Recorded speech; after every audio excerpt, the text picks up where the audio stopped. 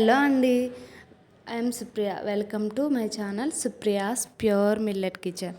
So ఈరోజు ఈ వీడియోలో నేను ఈజీగా జొన్న దోశలు ఎలా వేసుకోవాలో చెప్తానండి. ఇదైతే చాలా ఈజీ.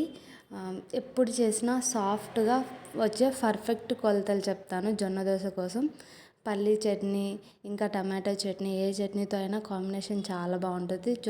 దోశలు అప్పటికప్పుడు వేసుకొని తింటే చాలా సాఫ్ట్గా ఉంటాయి. జొన్న దోశలు అప్పటికప్పుడు తింటేనే బాగుంటాయండి, తర్వాత కొంచెం గట్టిగా అవుతాయి. సో ఈ దోశల కోసం నేను 2 గ్లాసుల జొన్నలు తీసుకున్నాను. 2 గ్లాసుల జొన్నలకి మినప్పప్పు అనేది హాఫ్ గ్లాస్ తీసుకోవాలి. అంటే 100% మనము జొన్నలు తీసుకుంటే దాంట్లో 25% మినప్పప్పు తీసుకోవాలి.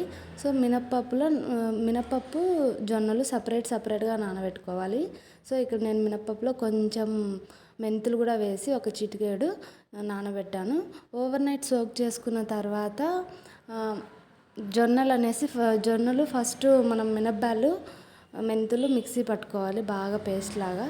తర్వాత జొన్నలు కూడా దోశ బ్యాటర్ లాగే మిక్సీ పట్టుకోవాలి. ఈ జొన్న దోశలు ఎందుకంటే అంత హెల్దీ, దీంట్లో ఫైబర్ కంటెంట్ చాలా ఎక్కువ ఉంటుంది. మళ్ళీ ఇవి తీసుకున్నప్పుడు మనం ఫుడ్గా డైజెషన్ అనేది చాలా స్లోగా జరుగుతుంది. ఇంకా వీటిలో ఫైబర్ ఉండడం వల్ల మనం తిన్న వెంటనే షుగర్ లెవెల్స్ అనేవి ఇంక్రీజ్ అవ్వవు, చాలా స్లోగా అవుతాయి.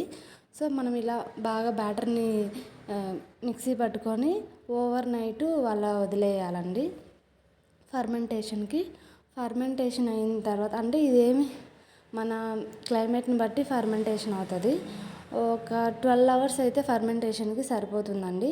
తర్వాత మనకి ఎంత పిండి కావాలో అంత పిండి సపరేట్ చేసుకొని మనం దోశలు వేసుకోవచ్చు. ఇలా బబుల్స్ ఫామ్ అయ్యాయి కదా, మనకు ఫర్మెంటేషన్స్ అయిపోయినట్టే. సో దీంట్లోంచి మనకు కావాల్సినంత పిండిని సపరేట్ చేసుకొని మనం దోశ వేసుకోవచ్చు. దోశ అయితే చాలా బాగుంటుందండి. మార్నింగ్ టిఫిన్గా తీసుకుంటే లంచ్ దాకా మనకు మధ్యలో ఆకలి అనేదే ఉండదు. ఎందుకంటే జొన్నల క్వాలిటీనే అలా ఉంటుంది. అది డైజెషన్ స్లో చేస్తుంది ఫైబర్ కంటెంట్ ఉండడం వల్ల. ఇది వెయిట్ లాస్ అయ్యే వాళ్ళకి, ఇంకా డయాబెటిక్ పేషెంట్స్కి, కిడ్స్ కూడా అబౌట్ 2 years వాళ్ళకి కూడా హెల్త్కి చాలా మంచిదండి మనం ఇవ్వడం వల్ల.